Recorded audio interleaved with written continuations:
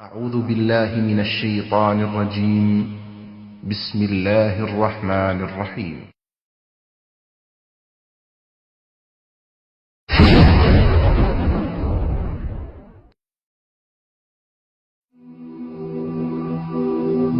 মৃত্যু এমন এক বাস্তবতা যার থেকে কেউ পলায়ন করতে পারবে না। প্রত্যেকটি প্রাণীকেই মৃত্যুর স্বাদ আস্বাদন করতে হবে। আল্লাহ তাআলা পবিত্র কালামে মাজিদে ইরশাদ করেন, কুল্লু নাফসিন যায়িকাতুল মাউত, প্রতিটি প্রাণী ওই মৃত্যুর স্বাদ আস্বাদন করবে। কুল ইন্নাল মাউতাল্লাযী তাফিররুনা মিনহু ফাইন্নাহু মুলাকীকুম, হে নবী আপনি বলে দিন, মৃত্যু যার থেকে তোমরা পলায়ন করছো সে অবশ্যই তোমাদের সাথে সাক্ষাৎ করবে। আইনামা তাকুনু ইউদরিকুমুল মাউত ওয়ালাউ কুনতুম ফি বুরুজিম মুশাইয়াদা, তোমরা যেখানেই থাকো না কেন মৃত্যু তোমাদেরকে পাকড়াও করবেই, যদিও তোমরা সূর্যদুর্গে অবস্থান করো। লিকুল্লি উম্মাতিন আজাল, ইযা জাআ আজালুহুম ফালা ইস্তাখিরুনা সাআতান ওয়ালা ইস্তাকদিমুন, প্রত্যেকটি জাতিরই মৃত্যুর জন্য একটি নির্ধারিত সময় রয়েছে। যখন সেই নির্ধারিত সময় চলে আসে তখন তার থেকে এক মুহূর্ত আগ পিছ করা হয় না। এই ক্ষণস্থায়ী পৃথিবী যাকে নিয়ে তোমরা স্বপ্ন দেখছো, এই স্বপ্নের পৃথিবীও একদিন ধ্বংস হয়ে যাবে। কিয়ামতের সময় যখন নিকটবর্তী হবে তখন আল্লাহ সুবহানাহু ওয়া তাআলা নিজের দায়িত্বপ্রাপ্ত ফেরেশতাকে সিংহায় ফুৎকার দেওয়ার আদেশ দিবেন। অতঃপর ফেরেশতা সিংহায় ফুঁক দিবেন, ফলে পৃথিবী ও পাহাড় সমূহ উত্তোলিত হবে, চূর্ণ বিচূর্ণ হয়ে যাবে, আকাশ ফেটে টুকরো টুকরো হয়ে যাবে এবং নক্ষত্র সমূহ ঝরে পড়বে, সূর্য তার কিরণ হারিয়ে ফেলবে, সমুদ্রকে উত্তাল করে তোলা হবে। সেদিন কিয়ামতের ভূমিকম্প ও কিয়ামতের ভয়াবহ অবস্থা দেখে সকলেই মৃত্যুবরণ করবে। আল্লাহ তাআলা বলছেন, ইয়া আইয়ুহান নাসু ইত্তাকু রাব্বাকুম ইন্না যালযালাতাস সাআতি শাইউন আযীম يوم ترونها تذهل كل مرضعة عما رضعت وتضع كل ذات حمل حملها وترى الناس سكارى وما هم بسكارى ولكن عذاب الله شديد। হে মানুষ, তোমরা তোমাদের প্রতিপালককে ভয় করো, নিশ্চয়ই কিয়ামতের প্রকম্পন এক ভয়ঙ্কর ব্যাপার। সেদিন তোমরা দেখবে প্রত্যেক স্তন্যদানকারিণী আপন দুগ্ধপোষ্য শিশুকে ভুলে যাবে এবং প্রত্যেক গর্ভধারিণী তার গর্ভপাত করে ফেলবে। তুমি দেখবে মানুষকে পাগলের মতো, আসলে ওরা পাগল নয়, তবে আল্লাহর আযাবই হবে কঠিন।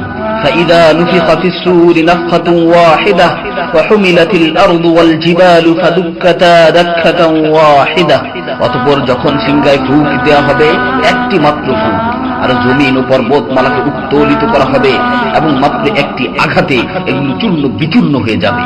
ইযা সামাউ ফাতারাত ওয়া ইযাল কাওয়াকিবু ইনতাসারাত ওয়া ইযাল বিহারু ফুজ্জিরাত ওয়া ইযাল কুবুরু বু'সিরাত আলিমাত নাফসুম মা কদ্দামাত ওয়া আখখারাত, যখন আসমান বিদীর্ণ হবে, আসমান ফেটে টুকরো টুকরো হয়ে যাবে, আর যখন নক্ষত্রগুলো ঝরে পড়বে, আর যখন সমুদ্রগুলোকে উত্তাল করে তোলা হবে, আর যখন কবরগুলোকে উন্মোচিত করা হবে, তখন প্রত্যেকেই জানতে পারবে সে আগে কি পাঠিয়েছে এবং পরে কি পাঠিয়েছে। সেদিন কিয়ামতের ভয়াবহতায় আল্লাহ সুবহানাহু ওয়া তাআলা ব্যতীত প্রতিটি প্রাণী প্রাণ হারাবে। পবিত্র কালামে মাজিদে ইরশাদ হয়েছে, কুল্লু শাইইন হালিকুন ইল্লা ওয়াজহা, সেদিন আল্লাহর মহান সত্তা ব্যতীত প্রত্যেকটি জিনিসই ধ্বংস হয়ে যাবে। কুল্লু মান আলাইহা ফান ওয়া ইয়াবকা ওয়াজহু রাব্বিকা যুল জালালি ওয়াল ইকরাম, সেদিন জমিনের উপর যা কিছু রয়েছে সবই ধ্বংস হয়ে যাবে, আর শুধুমাত্র মহামহিম ও মহানুভব আল্লাহ সুবহানাহু ওয়া তাআলাই বাকি থাকবেন। তাফসীরে ইবনে কাসীরে বর্ণিত হয়েছে, যখন ইসরাফিল আলাইহিস সালাতু ওয়াস সালাম সিংহায় ফুৎকার দিবেন তখন সকলেই মরে যাবে।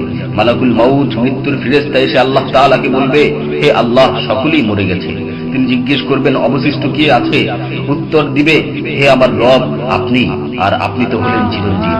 এছাড়াও বাকি রয়েছে জিবরাইল, মিকাইল ও আরশ বহনকারী ফেরেশতাগণ।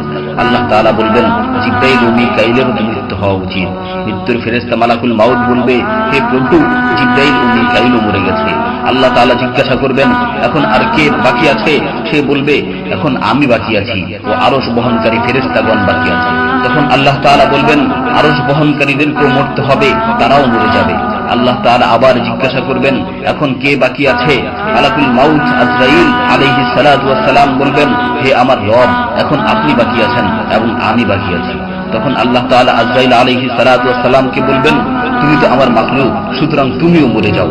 তিনি তৎক্ষণাৎ মরে যাবেন এবং শুধুমাত্র আল্লাহ তাআলাই বাকি থাকবেন। অতঃপর আল্লাহ সুবহানাহু ওয়া তাআলা জমিনকে ভাঁজ করে ফেলবেন এবং তিনি 3 বার বলবেন, আনাল জব্বার, আনাল জব্বার, আনাল জব্বার, আমি প্রতাপশালী, আমি প্রতাপশালী, আমি প্রতাপশালী। অতঃপর তিনি 3 বার জিজ্ঞাসা করবেন, লিমানিল মুলকুল ইয়াউম, লিমানিল মুলকুল ইয়াউম, লিমানিল মুলকুল ইয়াউম, আজকের রাজত্ব কার, আজকের সার্বভৌমত্ব কার, আজকের আধিপত্য কার? জবাব দেওয়ার মতো কেউই থাকবে না। তিনি আবার উত্তর দিবেন, লিল্লাহিল ওয়াহিদুল কাহ্হার, আজকের রাজত্ব, আজকের সার্বভৌমত্ব, আজকের আধিপত্য পরাক্রমশালী একমাত্র আল্লাহ। ইবনে ওমর রাদিয়াল্লাহু তাআলা আনহু হতে বর্ণিত অপর এক হাদিসে ইরশাদ হয়েছে, কিয়ামতের দিন আল্লাহ সুবহানাহু ওয়া তাআলা আসমান জমিনকে ভাঁজ করে নিজ হাতে গুটিয়ে নেবেন। অতঃপর বলবেন, আনাল মালিক, আনাল জব্বার, আনাল মুতাকাব্বির, আমি বাদশা, আমি প্রতাপশালী, আমি অহংকারী।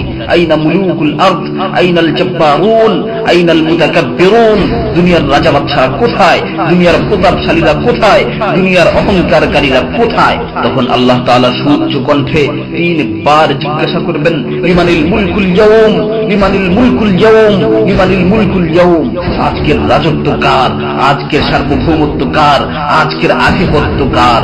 অতঃপর তিনি 3 বার উত্তর দিবেন, লিল্লাহিল ওয়াহিদুল কাহ্হার, আজকের সার্বভৌমত্ব, আজকের রাজত্ব, আজকের আধিপত্য প্রতাপশালী একমাত্র আল্লাহ সুবহানাহু ওয়া তাআলা।